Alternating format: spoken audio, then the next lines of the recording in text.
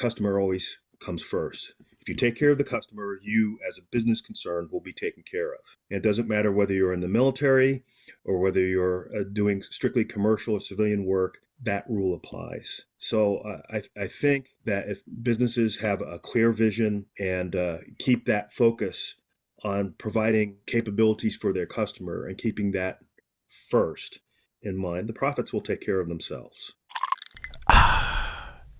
When we start talking, right, and then we start catching up, like that's the stuff that we're like, I wish I would have had that on recording, right? Well, a few centuries ago, I had my own talk show on radio. And so I know exactly what you're talking about. And it seems like, the moment you're off mic, all this beautiful stuff comes out. And Right. you're like, dang it, And that's why exactly. didn't we have that while we were live? Yeah, right. I find that. In fact, sometimes I wish I would just start recording when we got on. That way we could catch all the good stuff. But yes, like I said in the beginning, you asked me, was I staying out of trouble? And I think that I got to get us some more good trouble, right? Because the work that we do is so important. The mission is very critical. And I think sometimes the people who we want to hear us are not hearing us. And so we've got to have a louder microphone or maybe just a bigger hammer. I'd like the bigger hammer theory. I'm attached to that. Right? You like the bigger hammer theory? Yeah. Well, sometimes you just have to break glass, right? So, and it's worth it. Let's face it, in business, right? If you don't take any risk, you'll never get gain. There's no such thing as being successful with no risk. Right. Absolutely.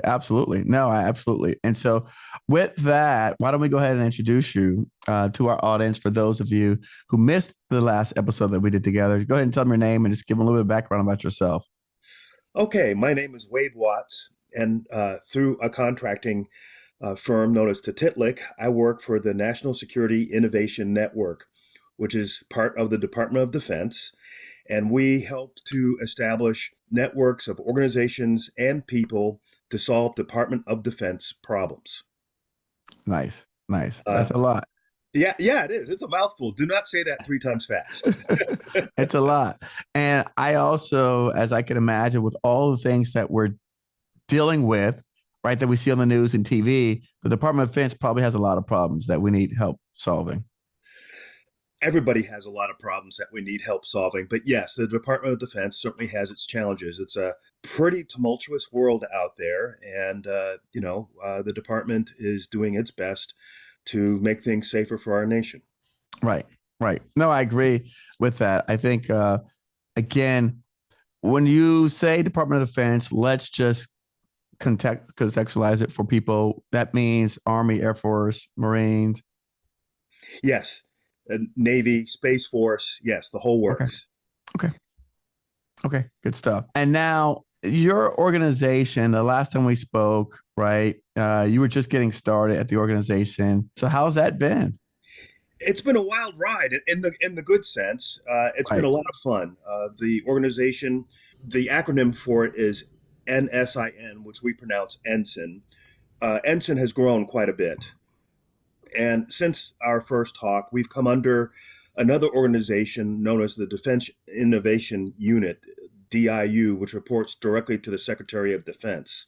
Okay. And that's been a relatively recent change. And as a result, we have a lot more responsibility and influence in the Department of Defense innovation space to make things happen quickly and with innovation and with partners that the DoD, Department of Defense, normally does not work with. So it's interesting. So now I didn't know that. When did you guys fall under DIU? Well, we've actually been with them for a number of years. But this latest arrangement where we worked with the DIU and became under the Secretary of Defense happened about a year and a half to, roughly within the past year and a half. So those lines of communication and organization were formalized, became more formal back then. Okay. So tell me the types of persons, companies, businesses that you work with. Share any on success stories that you can share publicly or any stories of improvement that has been made. I think that would help the user contextualize what exactly it is that you guys do. Yeah, sure. So we work with small startup companies, typically under 500 people, and U.S. owned companies. They can come from a variety of different arenas and backgrounds. Most of them are tech oriented. So it could be artificial intelligence or AI, computer science, could have things to do with mapping of the Earth, space oriented type things, cybersecurity, production of materials or rare earth materials, a whole bunch of different things. It runs the gamut. Well, we've had companies that have worked with us to produce new ways of maintaining aircraft for much cheaper. We've had students from universities that have come up with solutions about how to share knowledge more quickly and easily and more powerfully. So we work with not just startup companies, but universities, both faculty and students at the graduate and undergraduate level. So there's no one silver bullet. We work with venture capital companies who seek to invest in these small firms to so that they have the capital that's necessary to get up on their feet, get their sea legs, so to speak, and then be able to crank out the services and the products that the Department of Defense needs. So it's quite dynamic, and again, most of the things revolve around STEM, but are not necessarily limited to STEM. So there are plenty of situations where we've gone into the medical field, for example, and our what we call mission partners. That's a fancy way of saying military clients. But our mission partners might say, "Hey, we need a new way to evacuate some people out of a hot war zone who have been wounded. How can we do this faster and better and with less risk to the people who are lending aid to our soldiers, sailors, and airmen, and and get them out safely?" So, as you can see, the spectrum is quite broad in terms of what we. Right. I could see that. How do people find out? Is it like I have a good idea and I come to you? Is that how that works? Or you have a list of problems that need to be solving and then we apply like SBIR? How does that work? So, typically speaking, our mission partners, our Department of Defense clients come up to us and they say, "I have a problem." That kicks everything else off.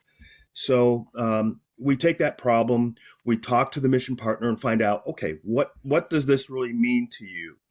What is it that's keeping you awake at night? What is it that's kicking you in the head or that you think will kick you in the head later on down the road? We make notes of that. We put it in our database.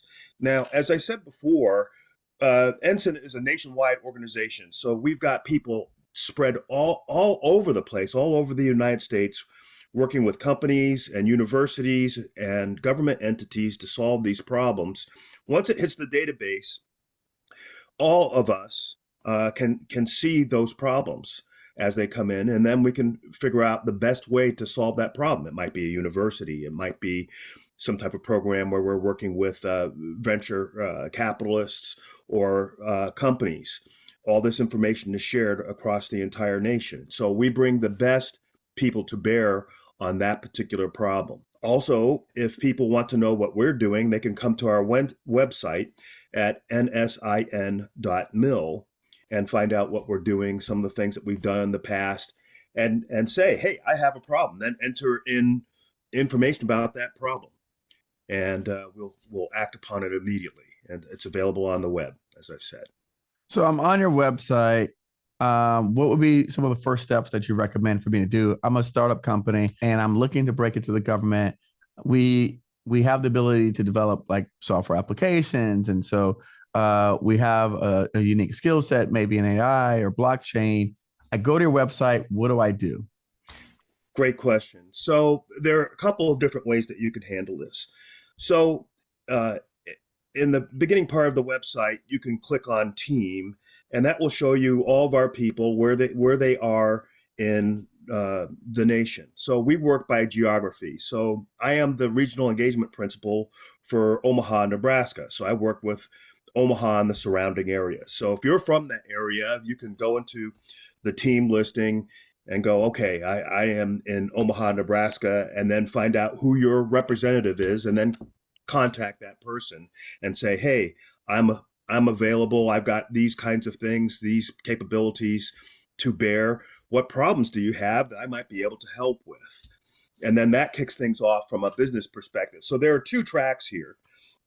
One track, if you're a mission partner or one of our military clients, or even a new military client who hasn't spoken to us before, there's a form that you can go to where you can immediately enter your problem, say, I've got a problem, and here are the details. For other people who are not our mission partners, but could potentially help us help our mission partners, they can go to that team listing, click on the appropriate link, and get in contact with that person in their geographical area and say, hey, I think I can help. Okay. Right. So we list our capabilities, but where do we find out the problems that you have? Oh, okay. All right, I'm telling you my capabilities, but I don't know what problems I can help solve for you. Right. And there's a reason for that. We have hundreds and hundreds of problems that come to us every single year. So Okay. there's no way that you as a person are going to hop in and go, well, let's see what's going on today. We don't give access to that particular database to the public at large. So it's best, we found, that if the people come to us with their capabilities and their potential for contributing, and then we can start to look at things. Now, here's the beauty of our network of people. There are lots of things, the database is not the be all and end all. In other words, there's a lot of information that each of the reps, regional engagement principals, and other people in our networks have that might not be in that database. It might not be a problem. It might be other contacts. It might be other things, which are pretty private. We don't release those to the general public. So the members of what we call the regional network team, or the R&T, which consists of people like me and then regional directors who work with us, we look at those listings, we synergize, we discuss as a team, hey, this would match with this would match with that. Let's get back to these people. Let's get back to this company. And then once that matching occurs, then we can start to work either with the company or with the mission partner to solve the problem, or a combination of those two things. Okay. So essentially, I approach you guys. I give you my information. Is there a form in which you like for me to provide you this information? If you are a mission partner, yes, that's available on our website. If you're a company, you can email us at info@ensign.mil, and we will call you or email you or whatever you want.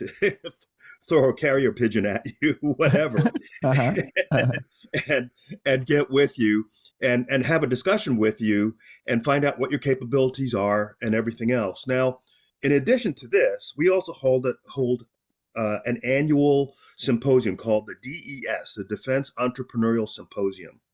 And that's where people from all across the nation, all these companies that you and I are talking about now with all these different capabilities, can attend this annual conference, this annual symposium, and find out what we're doing and find out about our programs to get companies exposure to the Department of Defense. That is an excellent way of doing that. And additionally, we also have members, our mission partners, who attend that meeting. And if they're interested, they can contact those particular companies and then establish a dialogue and then move forward from there. And then we can get them going in one of our programs so that problems can get solved. So there are a bunch of different ways. And our website has information so that you can figure out the best way to approach us or to approach getting a problem solved. All right. So mission partners are the military clients. What do you call the people like me, the startup companies that want to solve those? What do you call those? Startup companies. Okay. Just companies. Okay. We don't have a special term for them. Gotcha. Okay. No, that's fine.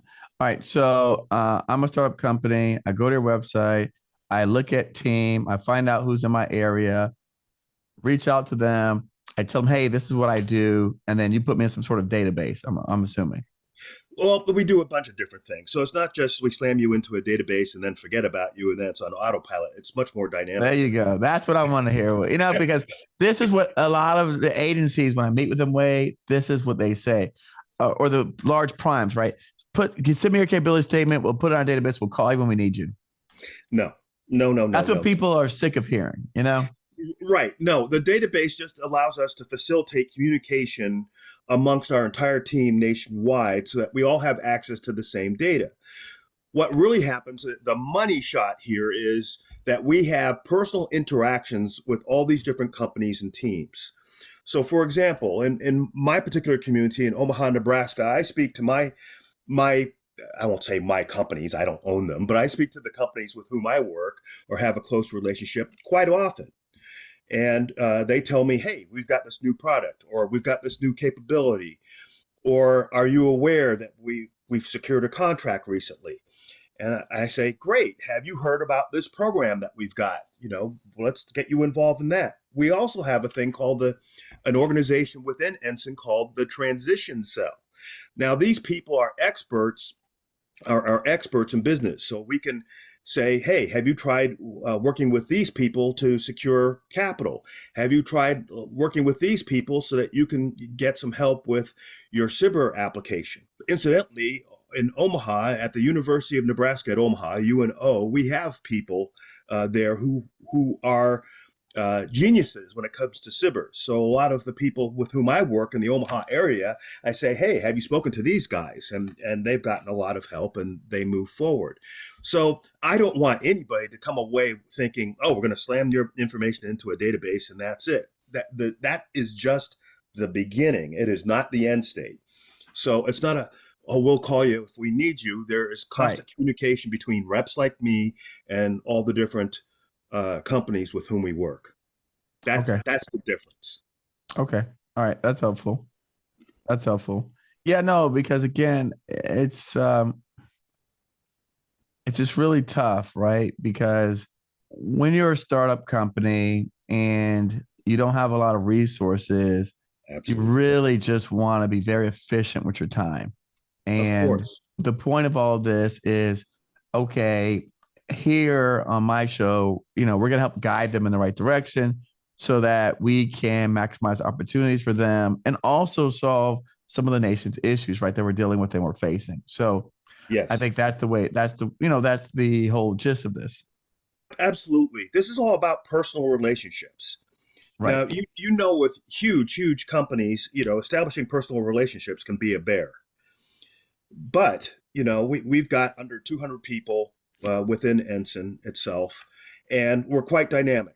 Okay. So again, it's about open communication. It's about cooperation. It's really about finding out, hey, what is your problem? How can we help? How can we help the nation?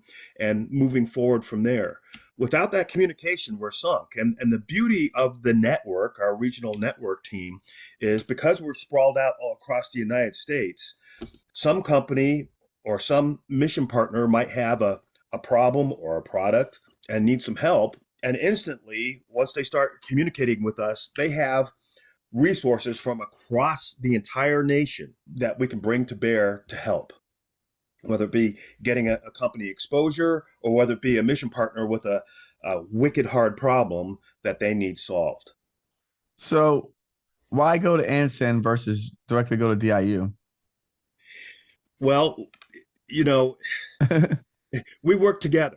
So there are some differences in how the two operate.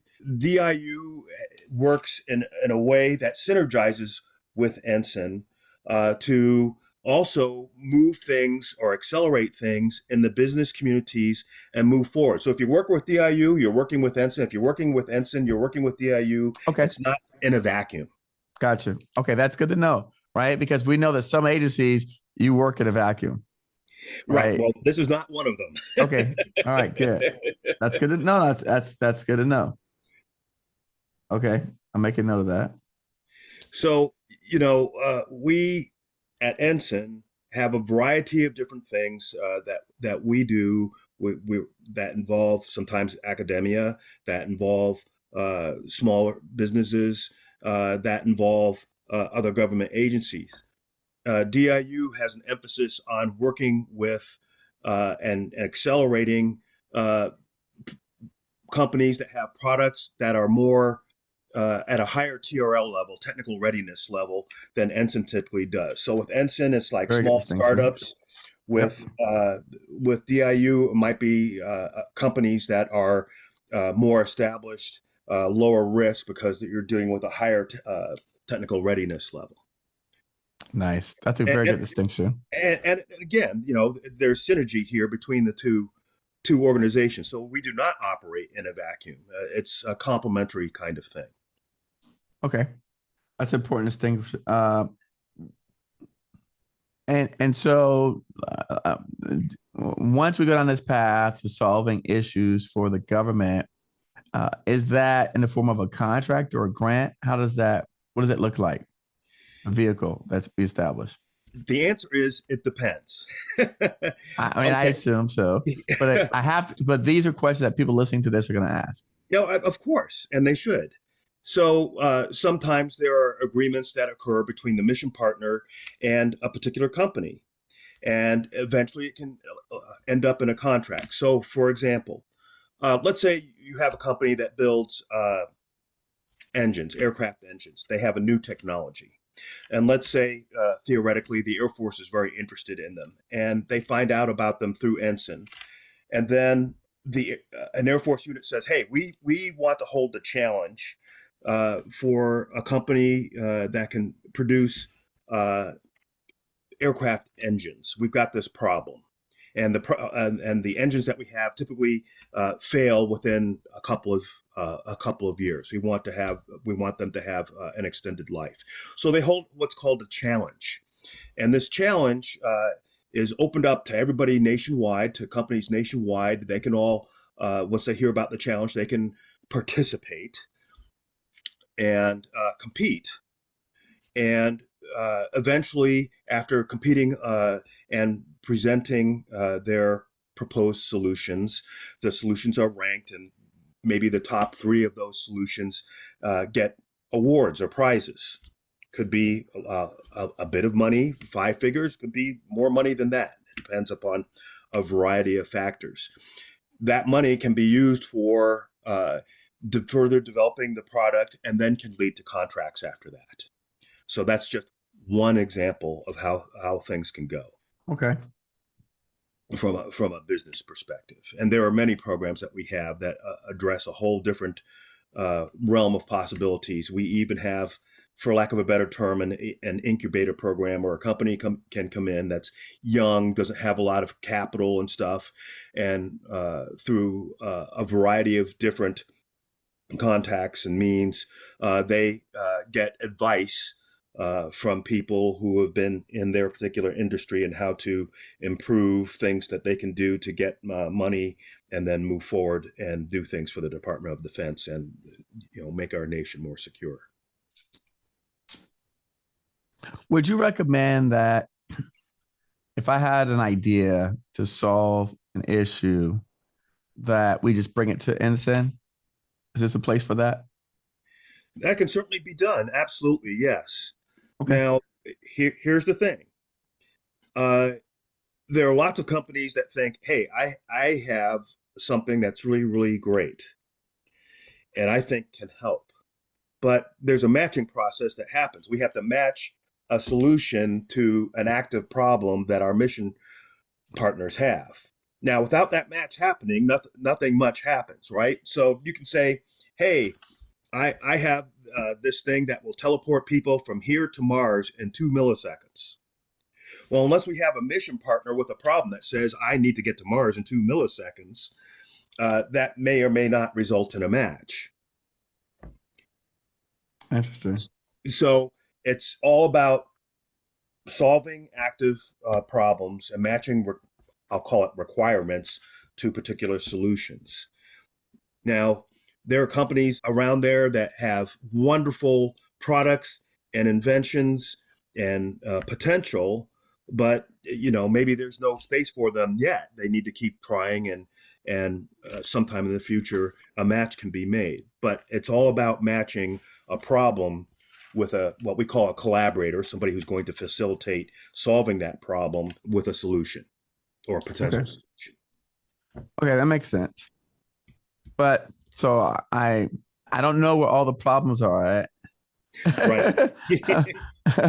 And there's no one person at NSIN or DIU who's going to know all the problems in their head. That's why we have right. And no one has it. So we just have to start the process of engaging with your organization. Yes. So that we could, so that they can help learn about who we are, what areas of expertise we have, and then they can essentially help match us up with problems that we can ultimately derive solutions for. Absolutely. Now, the Department of Defense puts out all the time some of their technical priorities. Right. You know, it's out there on the web. You can find it, and then you know, the companies can aim themselves to those particular needs.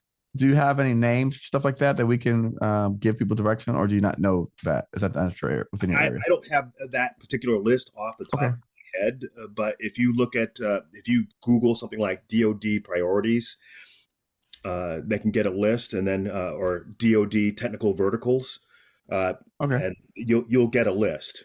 Okay, what about like combatant command needs? Yes. So definitely. For example, in my particular area, I work with U.S. Strategic Command.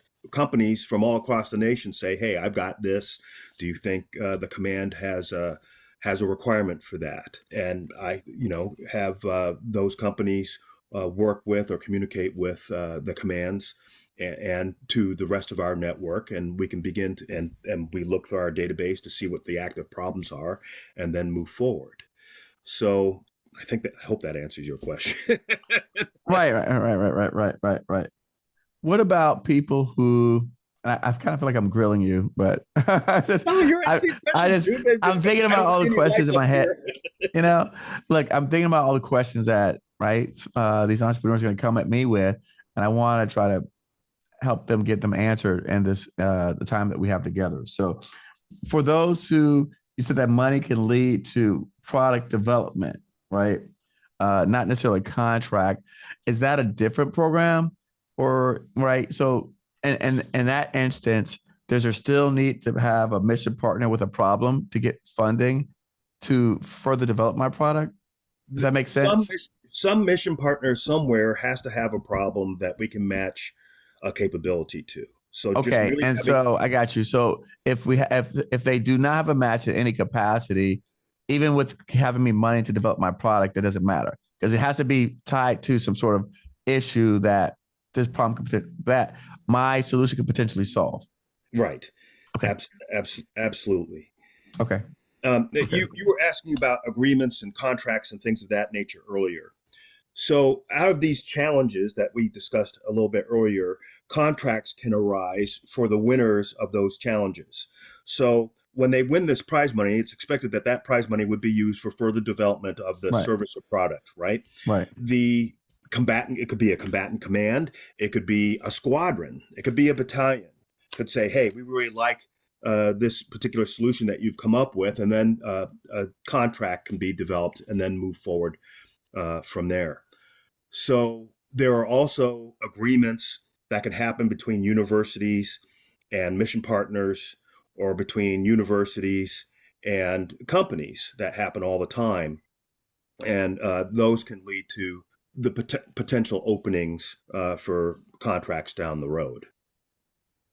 Okay. All right. Do you have any success stories you could share with us? In one particular case, we were working with the Army that had a plethora of data, and they had problems trying to access the data, trying to make use of it. It was just tons and tons and tons and tons of data. Now, another problem or another challenge that the Department of Defense as a whole has sometimes is getting what's called an ATO, an authority to operate. So when a company says, hey, I have this great piece of software that if you use it, it will solve all these different problems. Well, then that particular piece of software has to go through a very rigorous security process before it can be allowed upon Department of Defense networks, and then it can be used. So what happens a lot of times is we get requests from all over the place saying, hey, can you develop this capability for us, but using the software that we already have approved for use in our networks? Mm. And that way they don't have to go through the ATO process. That way things are still secure, and they don't have to worry about cybersecurity problems or somebody hacking in or doing something else nefarious. And we've worked a number of those problems so that people can access their data effectively and efficiently without spending tons of money. With another unit, we solved an aircraft scheduling problem. So all these different aircraft had to take off and do training flights, have crews assigned, make sure the crews had the appropriate amount of crew rest so they weren't flying while sleepy or tired or anything else. And they wanted us to work with an already existing system to make it better and more efficient. There, and if you go to our website, we have descriptions of some of our success stories in detail, again, at nsin.mil. And you can get the skinny on all of these different, many different projects that we've worked in the past. So I'm on the website. Where would I go to find it? Okay, so you could go to About Us or Talent. Now I'm doing this from memory. You've got the website right I can there pull it in up. front of you. Here, let me see if I can pull it up for you. Hold on. All right. Okay, so within this, if you scroll down a little bit, I'm on a talent. I'll go back to homepage. okay. So so news and events, you can find out what we're doing and some of the success stories that we've had right here in this news and events area. So this would be Okay. an excellent place to start. Okay. Now, up at the top of the page there, up at the sandwich menu, you can click up there, and then you'll get some of our portfolios, talent and venture. Those are our two main portfolios. And within there, you can find other things about what we've done, what we're doing, and things like that, and more information about our particular programs. And the same thing for our talent portfolio.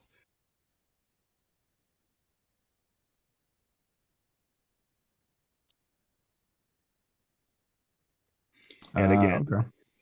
descriptions of our programs and some of our stories and more information about how to apply. Now, scroll down a little bit more here, please. So we talked about problem sets, right? Right. About problems. So this is where, if you're a member of the Department of Defense, that you can actually go into the website and say, I've got a problem. Let me tell you about myself. So you click on this and you say, I'm from the Air Force. I'm with a combatant command. And I'm with this particular organization, and here are the details of my problem. So that's what this form is all about here. And you Okay. notice right up at the top there, it says problem intake form. I have to get a name for it. I like it. Keep it simple, man. You guys like Yeah. the government likes to make all these complicated names that no one understands. And you're like, where's the problem format? So this is a great name. Yep. And so this system alerts us that somebody out there has a problem, and we'll contact that particular person and then say, okay, what's up? Well, how can we help? Now, this is in addition to the relationships that regional engagement principals like me have with the units in their local area, because we're in constant communication with them. So they can come to us and say, hey, I've got a problem, and then we can work with them to take them to that intake form and then give the details of the problem. So, there's that constant circle of information that's always going. Or if it's somebody new who's heard about us, they can go directly to the intake form and say, hey, I don't know who this goes to. I don't care. Help. Mm-hmm. Yeah, it makes sense. and they'll get help pretty darn quickly. So how do you spend your days at NSIN? Like how are your days spent? With a lot of meetings. So I might get up and have a meeting with a mission partner, and they might say, hey, we're working on this problem. We're actively working it together with you. We've got this or working with the university to solve this problem.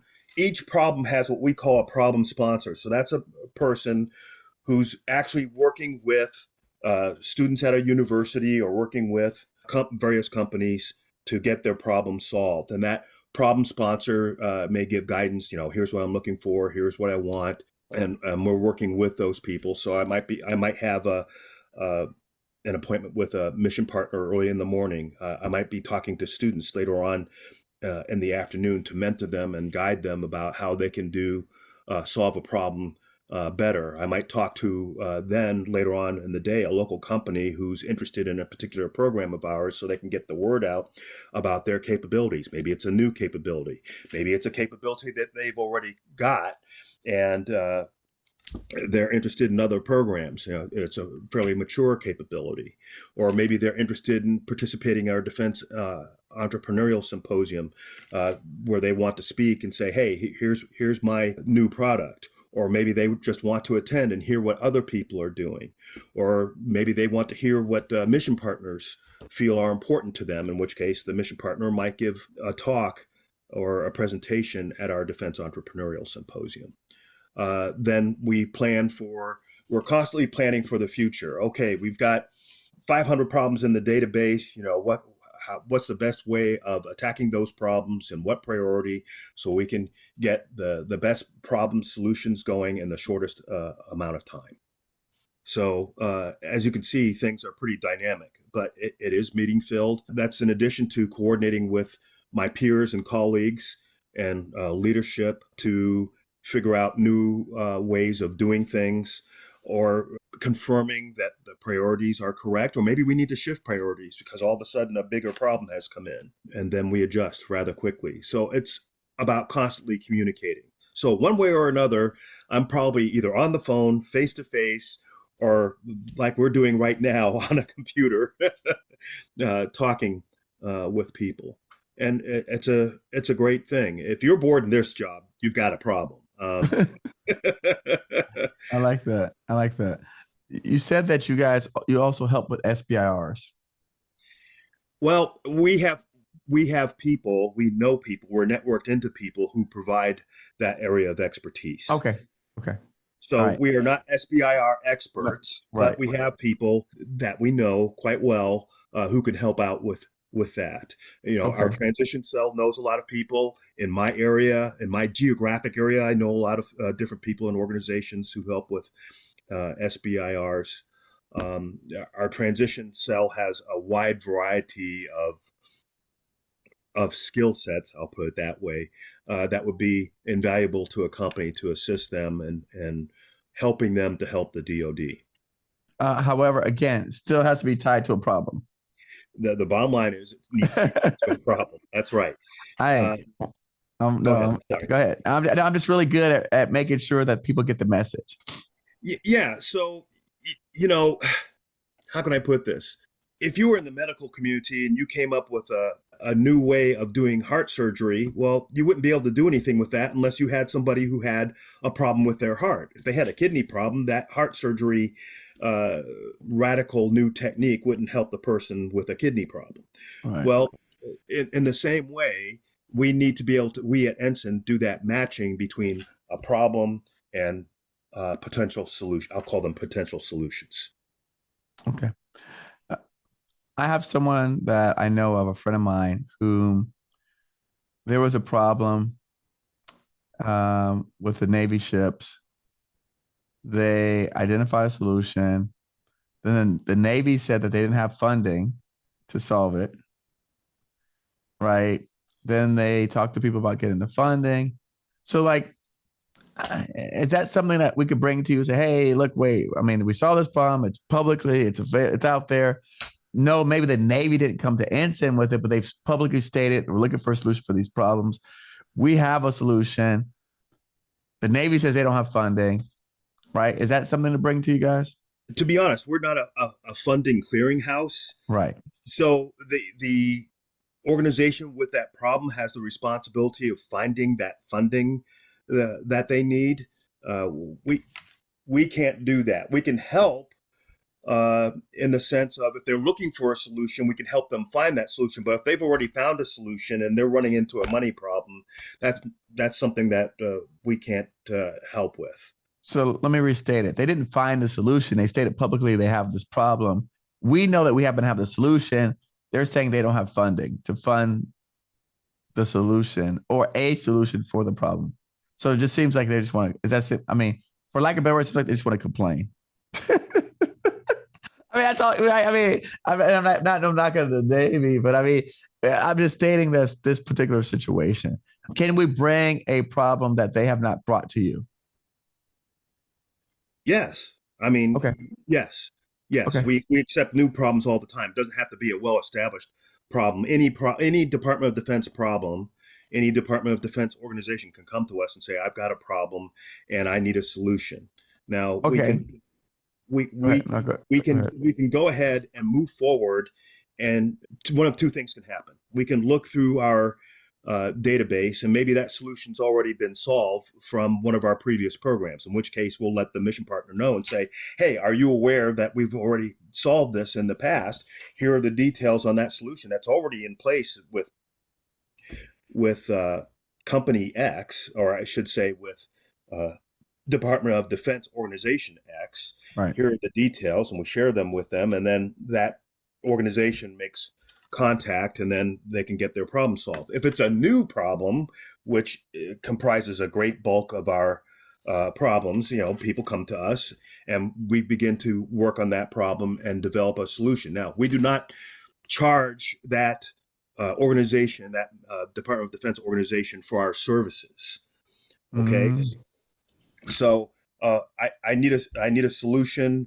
Can you arrange something? Can you make us aware? Great. We'll do the brokering. We'll look through and see if we have knowledge of something in the past that's been done. If we don't, we'll work on developing something that's new. And again, okay, we've spent 3,000 hours doing this for you. We're going to charge you $1 billion. No, we don't do that. There's no charge. The costs of our activity are borne by our programs. Nice. Okay. So, in a sense, it's you can call it free labor. Certainly, think about this. Hey, Eric, I have a problem. Can you help me? Sure. Okay, what do I need to pay you? Nothing. You'll just get a solution to the problem. Is that good? Who's going to complain about that, right? Right. Well, I mean, from you and I, again, your background, you come from industry, right? I come from both industry and the Air Force. In my particular case, I spent 23 and a half years in the Air Force, and I've had several of my own businesses. So I'm comfortable in both worlds. Let's put it that way. Okay. So when your time and your time in the Air Force, was it always as easy to come forward with problems? It's easy to I'll put it this way. You understand what I mean? You hit where I'm going. Yeah, I see where you're going. It's not. I mean, I want to look. You know me. I want to solve these issues just as bad as anybody else. But I want to make it to where the person listening to this, right? We think about their situation. How do we help them overcome maybe because a potential obstacle that they may encounter to wanting to present the problem? Can we think about being let's put ourselves in that person's shoes and okay, maybe, again, I was never military, but from my understanding of being and working in government, okay, I'll give you a real life example. When I worked for a short period of time, like 6 months, I worked at Miami-Dade County. Okay. I was a project manager at Miami-Dade County. And what we did was essentially we managed was called Miami Health Human Services Department, where we manage all of the county buildings that the public entered. So all the spaces. So if there's a Miami-Dade County building where a public person could enter, right, without badge access, we oversaw those buildings. Okay. However, when it came time to do any type of, we did maintenance of the buildings, we did, repairs, cleaning, things like that, right? We maintained the staff. However, when it came time for any major construction, we had to go back up to a different department, right? Who were engineers and, the AE group, whatever. right? To design it, write it up. Fair? Yep. So now, I remember an instance where we were struggling to get some repairs done on a building because they required drawings and they required specifications and plans. I told my boss, I said, look, I can write it up because it's a one trade job. It's just fixing roofs. I can write it up. I mean, I've got specs and plans and I can pull it from databases because this is common stuff, right? This is not, Right. we're not designing a roof system here. We're buying, Right. we're buying existing roof systems that have been used for, I don't know, whatever, 100 years.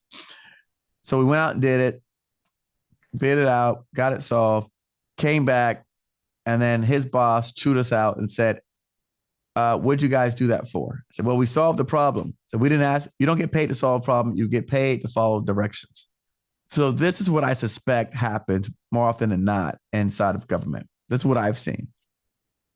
Well, my answer would be it not only happens in government, but it also happens outside of government. It's not Okay. just a government problem, okay? Sure. Because who do you go to? You've got a bunch of people who are trying to get the job done, right? Right. Their hearts are in the right place. Right. They want to find a solution. They find a solution, and then they move forward.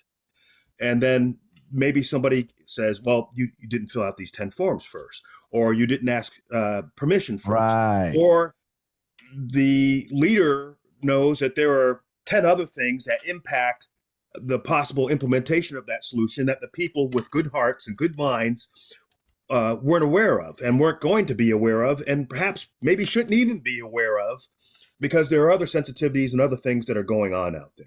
Right. So how do you solve that? Boy, if you and I could solve that, you and I would be rich overnight and we could retire in 2 milliseconds, right? But it is a challenge. So I would say, regardless of whether it's government or in the commercial world, the civilian world, it's easy to discover a problem. It's much harder to find a solution or implement a solution. Now, here's the deal. NSIN is a place where Department of Defense organizations can say, I've got a problem, and then get it fixed. Now, there's a caveat to that. It's a common sense caveat. You won't find it written down anywhere. It's not going to be in some regulation someplace. You always want to keep the leadership involved, right? And let them know, hey, boss, I found this organization called NSIN who can potentially solve our problem. What do you think? Here are their capabilities. Do we have your permission to go ahead? Now, we don't do any investigatory work to make sure that particular set of coordination gets done. That's up to the problem sponsor or the person who's bringing the problem to us. But we would always recommend that, the leadership be involved. And we've done this. I recently briefed leaders at Offutt Air Force Base, hey, here is a way to potentially solve some of your hardest and your wicked problems. Are you interested? And then, problems followed after that.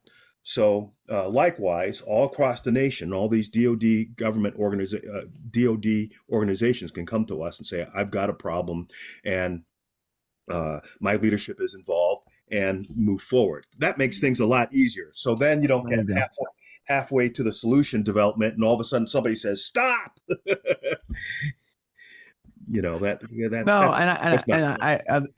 That's what I want to tell people. I know it sounds simple to you, but if it's not said, I get it. So I'm telling you, I as a young guy who tried a lot of different things, like you said, made a lot of mistakes. I just want to put that out there on record because someone out here is sitting back thinking, this sounds good. It's too good to be true. What's the catch? So, there are some things that we just can't engineer out, right? There has to be some coordination with some form of leadership and some awareness to avoid catastrophe later on down the road. You have to do that. Right. There you go. So to all the people out there who are bright-eyed and bushy-tailed and are energetic and are raring to go, good on you. I applaud you. But please use some common sense and speak to your colleagues and your leadership and make sure you're not going down a path that is incongruous with your leadership's priorities, capabilities, capacities. The list goes on, and then move forward. But that type of communication does need to be done. Good. Thank you for having it said. In fact, so this is written down, and Robert Greene's 48 Laws of Power, he says, never outshine the master. And it says, always make those above you feel comfortably superior in your desire to please or impress them. Do not go far in displaying your talents, or you might accomplish the opposite, inspire fear and insecurity. So, that's what I think about comes to my brain is that book, Never Outshine the Master. So that's some good advice. In the military, we have a phrase that says, don't outrun your headlights. So okay. Tell me, what is that? Tell me that one. Don't move so quickly that you can't see where you're going, right? So again, it's a matter of coordinating properly, talking to people, building consensus. Do I really want to go there? Yeah, I guess I could say that. Building consensus and moving forward. So same thing, same thought process. Your author said it much more eloquently. Right. So now tell us, for those who don't understand what DIU is, can you tell us a little bit about DIU? Because we've been talking a lot about NSIN. We didn't touch on DIU as much. So DIU is the Defense Innovation Unit, and they do things. They're also in the arena of solving problems. They want to be able to take innovation and leverage it in such a way that the needs of our country can be met quickly, innovatively, and typically speaking, the duration of the typical military procurement process can be very long. So there are a lot of capabilities that the civilian community has. So the DIU wants to take those capabilities and leverage them quickly and innovatively to solve, again, problems and to bring technologies and capabilities to bear against threats to the nation. So very similar to NSIN, and NSIN is part of the DIU. So it's a matter of emphasis, I guess you could say. They're working, we in NSIN work geographically. At other parts of DIU, they work from a technical vertical or a subject matter perspective. But the end result is the same. It's accelerating capabilities using innovation and non-traditional partners to solve problems and move forward and get capabilities rapidly. I like the comparison between those two. It's I don't know if we mentioned this last time, but I still hear of so many VCs that are wanting to get involved in government contracting, and the stuff that we do when in terms of my teaching students about the actual formal RFP process, RFQ process, like you said, that's those long sales cycles. Where also they're looking for proven solutions, right? So they want companies with past history, past performance and experience, which is a whole different world than what you're talking about here. So I still get some venture capitalists or people that own venture capital firms that are a little reluctant to do business with the government. What do you say to those folks? I say to those folks that they're missing out. There are lots of opportunities to succeed and do good things.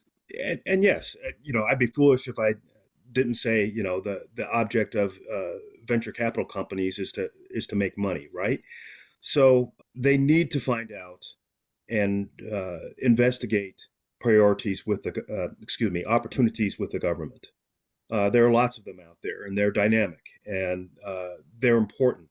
So our transition cell within NSIN works with venture capital companies all the time. Now, here's the good thing.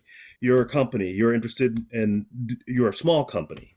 Now, we don't work with the big, very large mega companies who are well established and have tons of funding. We're talking about smaller companies, again, under 500 people, startups, young companies. You're a young company and you don't have a lot of resources, and you're looking for a company that could possibly fund you. Well, we've got lists and contacts and everything else that our transition cell does that we can introduce them to, and then they can go forward from there. And then myself as a venture capitalist, I could put my name in that list as well, express interest to meet who those companies. Absolutely. Absolutely. Okay. So again, if you're a VC firm, yeah, come talk to us. Talk to our transition cell, and we can establish a dialogue. Okay.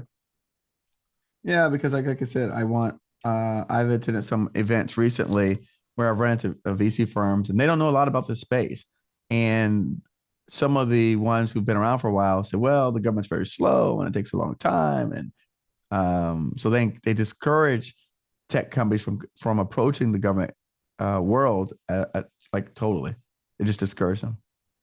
So this is not, I want to emphasize that NSIN and DIU are not following for lack of a better term, a traditional path.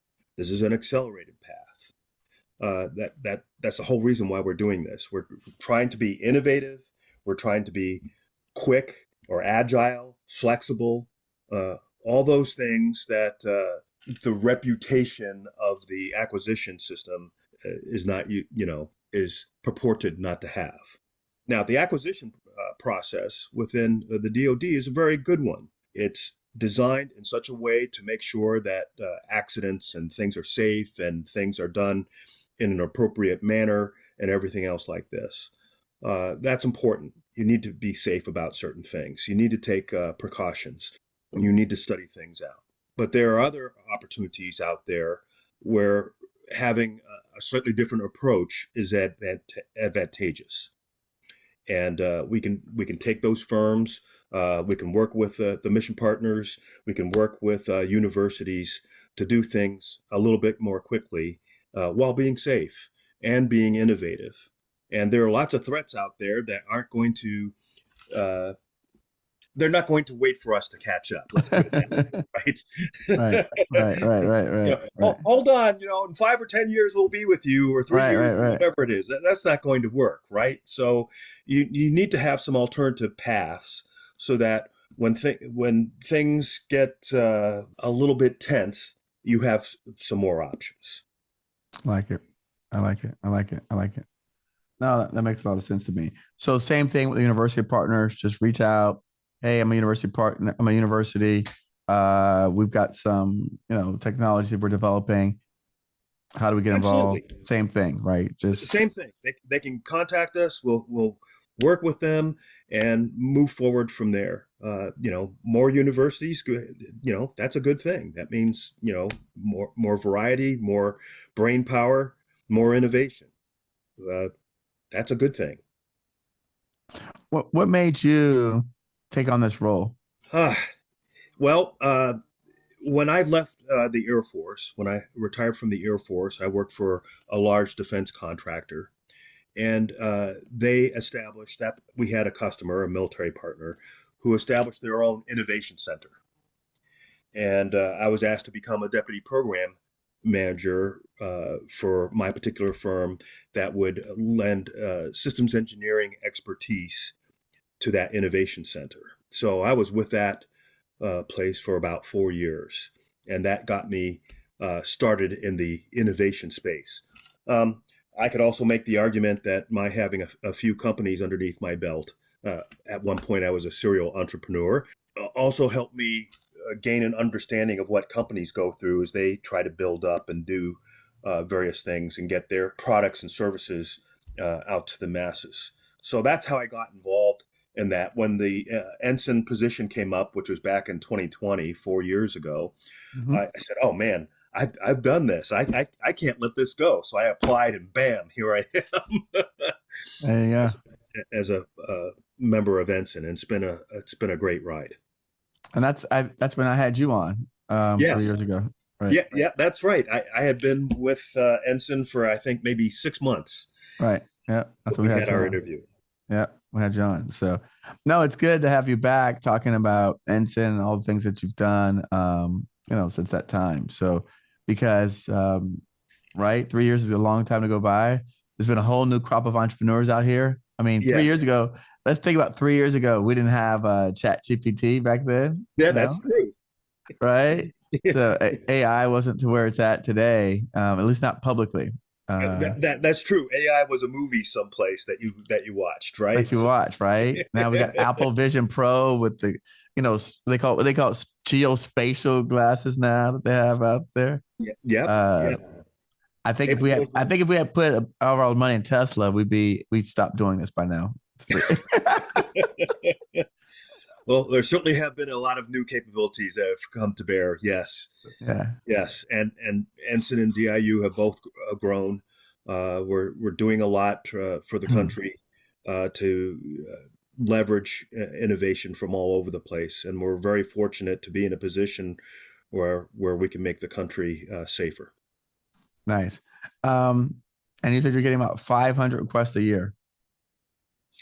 Problem sets? Oh no, I said hundreds. Oh, is it So hundreds? Okay. Okay. yeah, hundreds.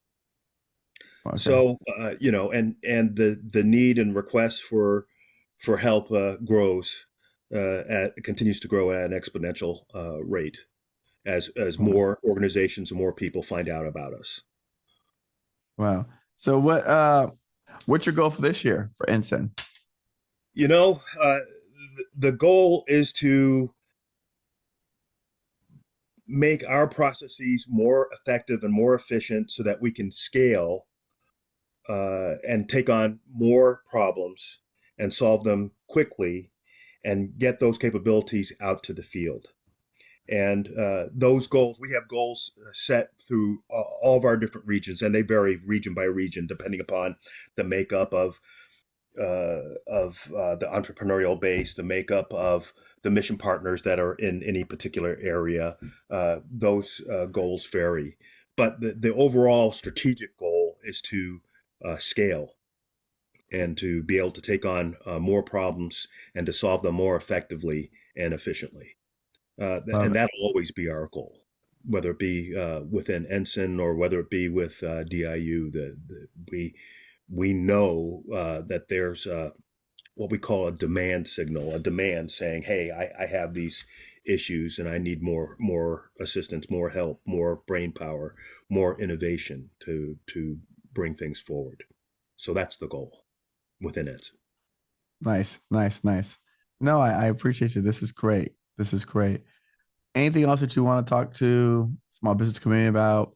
People listening to this that you want to share that maybe we left off. Sure.